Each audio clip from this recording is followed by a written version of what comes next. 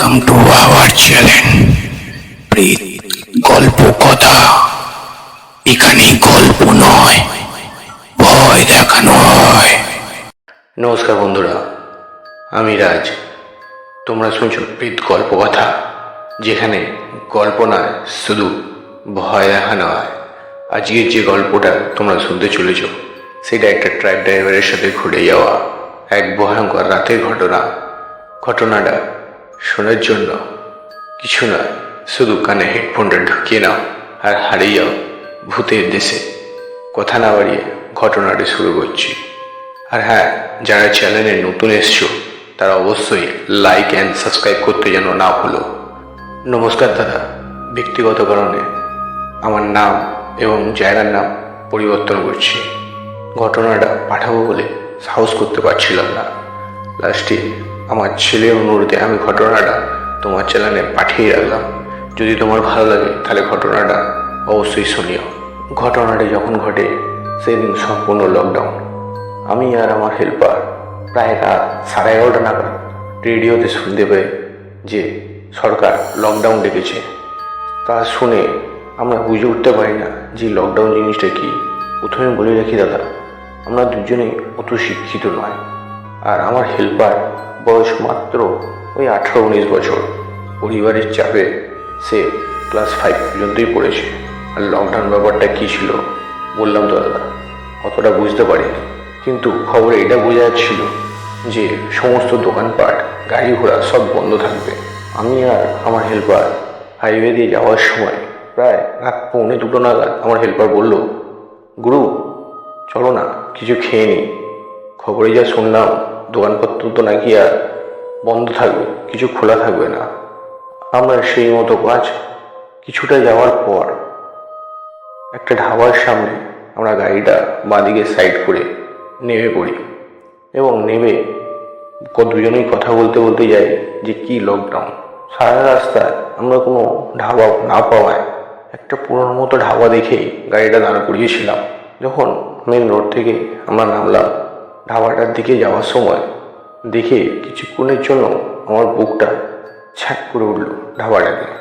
ধাবাটা অনেক দিনের পুরনো মনে হচ্ছিল 10-15 বছর কেউ নেই, শুধুমাত্র ধাবাটার মধ্যে একটা লম্ফ জ্বলছিল। আমি ভেবে উঠতে পারলাম না আজকালের দিনেও লম্ফ। তারপর ভাবলাম হয়তো কারেন্ট চলে যেতে পারে। তো ভেতরে গেলাম আমরা দুজনে। আমি বাইরে খাটিয়াতে বসে রইলাম এবং সুজয়কে বললাম, যা গিয়ে কিছু খাবার নিয়ে আয়।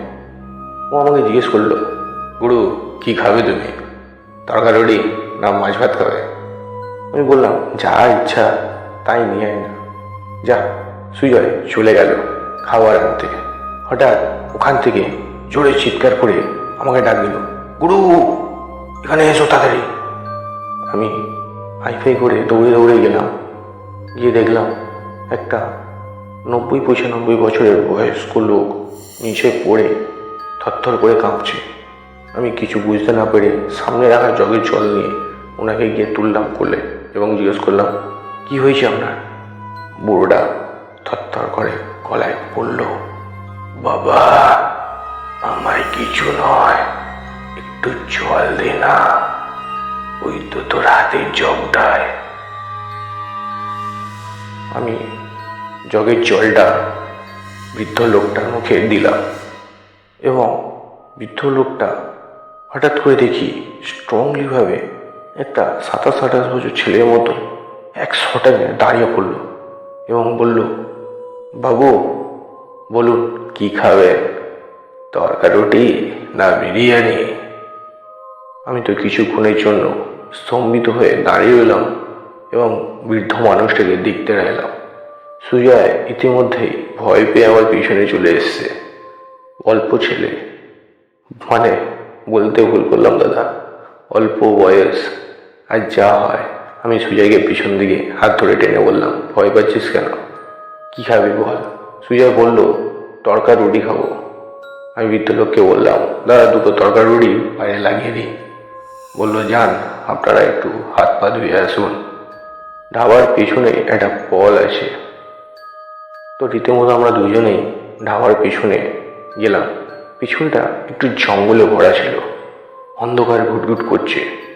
আর মোবাইলের আলোয় আমরা কলটাকে খুঁজতে লাগলাম। দেখলাম হ্যাঁ, একটা ছোট্ট কল আছে। হাত পা ধুচ্ছি, ঠিক এমন সময় একটা বৃদ্ধ মহিলা এবং একটা ওই 7-8 বছরের বাচ্চা মেয়ে দেখি ঘন জঙ্গলের ভিতর থেকে আসছে। আমাকে সুজয় দেখিয়ে কথাটা বলেছিল। আমি ততক্ষণে হাত পা ধুয়ে ফেলেছি। মুখটা তুলে দেখি সত্যি তো। কিছুক্ষণের জন্য চিন্তা করলাম, এত রাতে এই বৃদ্ধ মহিলা আর বালিকাটা আসছে কোথা থেকে।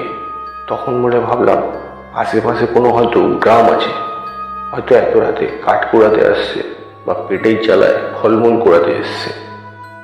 কিছু না বলে আমি সুজয়কে বললাম, যা ওইসব দেখিনি, তুই গিয়ে হাত পাটা ধুয়ে নে, খিদে পেয়েছি প্রচুর। চ, আর কোনো দোকান খোলা পাবো না, কালকে থেকে কি হবে কেউ জানে না। এই তো মধ্যে সুজয় হাত পা ধুয়ে নিল।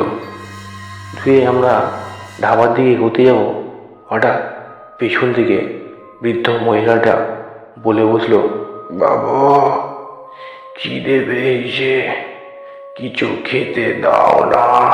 আমরা ঘুরে দেখি বৃদ্ধ মহিলাটা আমাদের থেকে 10 হাত পা পেছনে দাঁড়িয়ে আছে।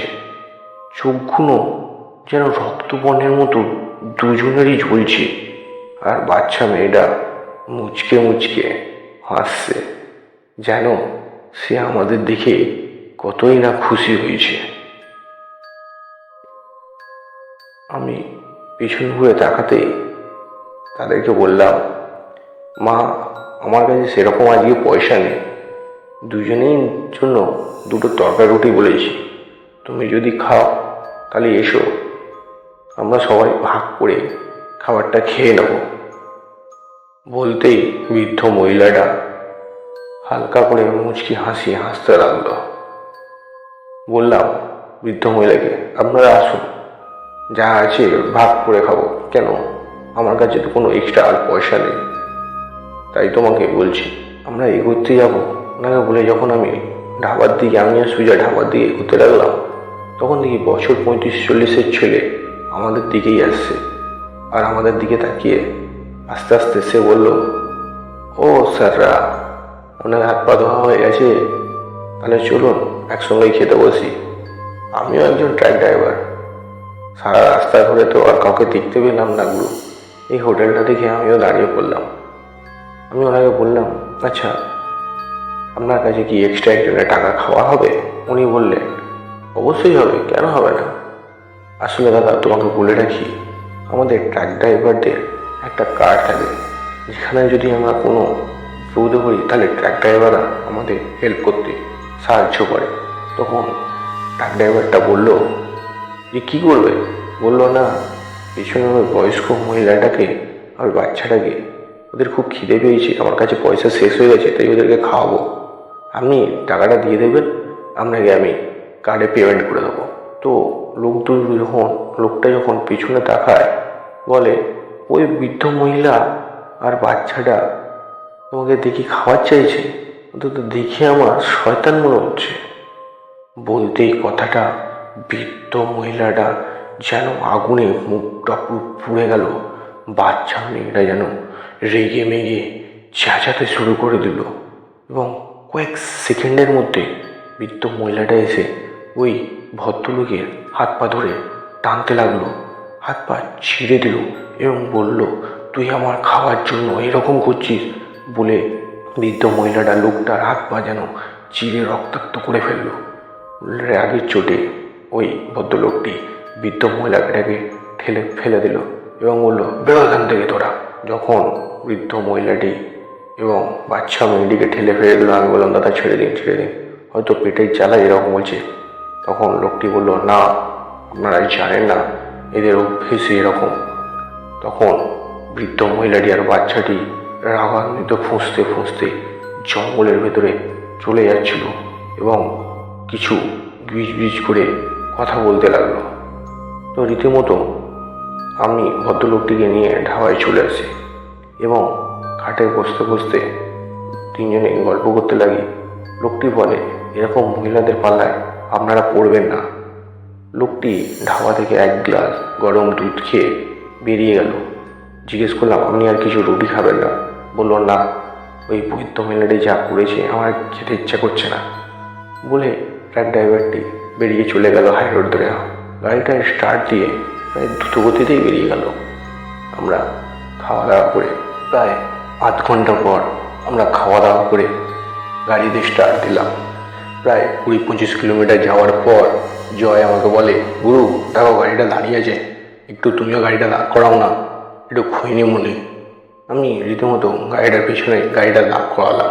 আমি গাড়ি থেকে নেমে লোকটার কাছে গেলাম। ভাবলাম লোকটাকে একটু বোঝাই, হয়তো ওর হাতটায় রক্তও লেগেছে, এবং বলি যাতে ও একটু ফার্স্ট এড করে নেয়। যখন আমি গাড়ির কাছে গেলাম দেখি গাড়িতে কেউ নেই এবং গাড়ির চারপাশেও পুরো অন্ধকার, যার জন্য কিছু দেখতেও পাচ্ছিলাম না। ভেবেছিলাম হয়তো লোকটা বাথরুম করতে কোথাও গেছে। অনেকক্ষণ দাঁড়িয়ে থাকার পর প্রায় 5 মিনিট যখন কেউ আসছিল না দেখে জয় আমাকে বলল, গুরু একটু আওয়াজ দাও না, অনেকক্ষণ দিয়ে খৈনি খাবো ভাবছি। লোকটাকে একটু বলি খৈনি দেওয়ার জন্য। লোকটাকে আওয়াজ দিতে লাগলাম, দাদা কোথায় আছেন? চারদিকটা খুঁজতে লাগলাম, রাস্তা এপার ওপার, এবং চারদিকে জঙ্গল থাকায় আওয়াজগুলো যেন ইকো হচ্ছিল। বারবার আমার ডাকা আওয়াজই আবার ফেরত আসছিল আমার কাছে। অনেকক্ষণ প্রায় 15-20 মিনিট পর এইভাবে ডাকার পর যখন এলো না, তখন আমি জয়কে বললাম, জয় জানি না কোথায় গেছে। বলার পর বিরতি যাবো, হঠাৎ জয় আমাকে বলে, দাদা রাস্তার উপরে জঙ্গলটা দেখো, দুটো চোখ যেন আমাদের দেখছে। আমি জয়ের কথা শুনে যখন মুখ ঘোরালাম রাস্তার উপাসে, তখন দেখলাম কেউ তো নেই। আমি জয়কে বললাম, কি ভুলভাল দেখছিস, তোর কি গ্যাঁজা খেয়ে নেশা হয়ে গেছে? ও বললো, না গুরু, আমি দেখেছি দুটো জল চোখ আমাদের দিকে তাকাচ্ছিল, হঠাৎ করে কোথায় যেন চলে গেল। তখন আমি বললাম, চ গাড়িতে ওঠ, ভুলভাল দেখছিস, হয়তো কোনো বন্য প্রাণী হবে, এত রাত্রে এখানে থাকাটাও আমাদের জন্য নিরাপদ নয়। আমি গাড়িতে উঠতে যাব, জয় আমাকে বলল, গুরু তুমি গাড়িটা স্টার্ট দাও, আমি দেখে আসছি। প্রথমে বলে রাখি, অল্প বয়স জয়ের, আর সে ছিল খুব সাহসীও। প্রথম দিকে একটু ওই বৃদ্ধ লোককে দিকে ভয় পেয়েছিল ঠিকই, কিন্তু আমি ওর অনেক কার্যক্রম দেখেছি যা আজকাল 17-18 বছরের বাচ্চারা পারে না। আমি গাড়িতে উঠলাম, গাড়ি স্টার্ট দিলাম। জয় হঠাৎ আমার কাছে হাঁপাতে এসে বলল, গুরু তাড়াতাড়ি গাড়িটা স্টার্ট দাও, তাড়াতাড়ি দাও। আমি বললাম, কেন, কি হয়েছে? বলল, আমি যেটা দেখেছি সেটা আর ভাবতে পারছি না, তুমি গাড়িটা স্টার্ট দাও, আমাদের ভয় লাগছে প্রচুর। আর ও সুজয় চারদিক এদিক ওদিক চারদিক ভয় তাকাতে লাগলো। আমি ওকে শান্ত করে বলতে লাগলাম, তুই একটু জল খা, কি হয়েছে আমাকে বল। ও একটু ধাতস্থ হতেই আমাকে বলল। আমি যখন ওপারে গেলাম, একটু ভেতরে ঢুকে দেখি এটা অনেকটা গর্ত মতো হয়ে আছে, প্রায় ধরে নাও মনে হচ্ছে কোনো মানুষকে কবর দেওয়ার মতো গর্ত। আমি একটুখানি ঝুঁকে দেখি ওই বৃদ্ধ মহিলা আর বাচ্চা মেয়েটা ট্রাক ড্রাইভারের ওপর বসে তার মাংস ছিঁড়ে খাচ্ছে। বৃদ্ধ মহিলাটি ওই লোকটার মুন্ডুটা ছিঁড়ছে তার ধর থেকে এবং চোখ দুটো বার করে খাচ্ছে, আর বাচ্চা মেয়েটা তার পেটটাকে 2 হাত দিয়ে চিরে তার নাড়ি ভুড়ি ধরে রক্ত পিপাসুর মতো রক্ত চুষে খাচ্ছে। সুজয় কথাটা বলতেই আমার বুকটা যেন ছ্যাক করে উঠল। আমি বললাম, তুই ভুলভাল দেখেছিস। সুজয় তখন বলল, না গুরু, আমি ভুল দেখিনি, আমি বলছি তোমাকে, তুমি আমার কথা বিশ্বাস করো, তুমি গাড়ি স্টার্ট দাও তাড়াতাড়ি এখান থেকে। আমি বললাম, চলো গিয়ে দেখি কোথায় কী আছে। তোরা ভুলভাল দেখিস সেই সব, রাত্রি গায়ে খাওয়া বন্ধ কর, অল্প বয়সে তোর অনেক পেট পাকা কথা হয়ে গেছে। ও যেতে চাইছিল না, আমি ওর ভয় কাটাবার জন্যই ওকে নিয়ে গেলাম। আমি গিয়ে যা দেখলাম দাদা, সত্যি বলবো কিছুক্ষণের জন্য হয়তো আমি জ্ঞান হারিয়ে যাচ্ছিলাম। আমাকে সুজয় ধরে হাতটা টানতে আমাকে গাড়িতে নিয়ে এসে উঠে বলল, চলো গুরু তুমি চলো তাড়াতাড়ি। আমি কিন্তু সেই মুহূর্তের জন্য আর হাত পা নাড়াতে পারছিলাম না। বলে রাখি দাদা, সুজয় অল্প বয়স হলো, ও গাড়ি চালাতে ভালোই পারত, ভালো দক্ষ হয়ে উঠেছিল কয়েক বছরের মধ্যে গাড়ি চালাবার জন্য। ও আমাকে ওর নিজের সিটে করে ড্রাইভারের সিটে বসে ওর গাড়ি স্টার্ট দিল এবং প্রায় আমরা 4-5 ঘন্টা যাওয়ার পর যখন ভোরের আলো উঠলো তখন আমরা গাড়ি দাঁড় করালাম। আর এখানে বলে রাখি দাদা, আমি গাড়িতে উঠেই কিন্তু জ্ঞান হারিয়ে ফেলেছিলাম। ও আমাকে তুলেনি।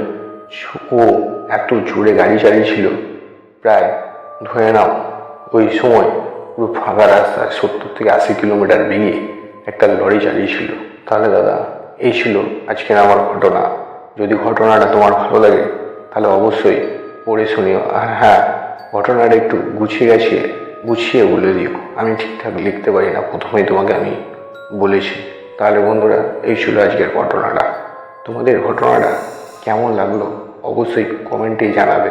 আর একবার বলে দিচ্ছি, যারা সাবস্ক্রাইব করোনি অবশ্যই চ্যানেলটা সাবস্ক্রাইব করবে। কিন্তু দেখা হচ্ছে আর একটা নতুন এপিসোডে।